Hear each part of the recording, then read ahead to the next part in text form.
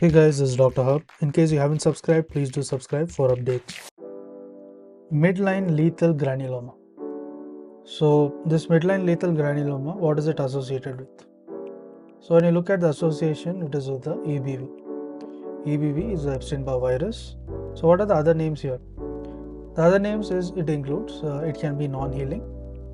So we're writing it as NH, non-healing, midline granuloma, or the midline granuloma reticulosis. So midline granuloma reticulosis,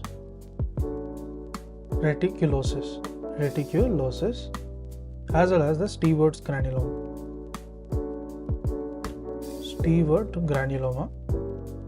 or the nasal T-cell lymphoma,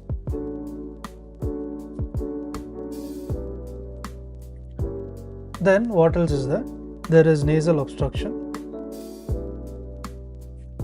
So there is nasal obstruction as well as the epistaxis. Nasal obstruction, epistaxis, they are some features. Next, there is a local invasive causing the destruction of the midfacial structures. It can be locally invasive. And what does it cause? It causes destruction of the midfacial structures. Midfacial structure destruction. There is histologically polymorphic lymphoid tissue. So there is polymorphic lymphoid tissue. So polymorphic lymphoid tissue, and this is with the angiocentric and the angioinvasive features. With the angiocentric as well as the angioinvasive features. So what are the cells expressing? So the cells, it expresses the T cell markers. So T cell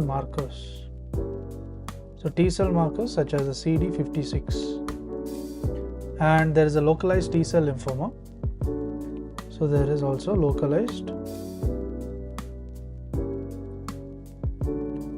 T cell lymphoma.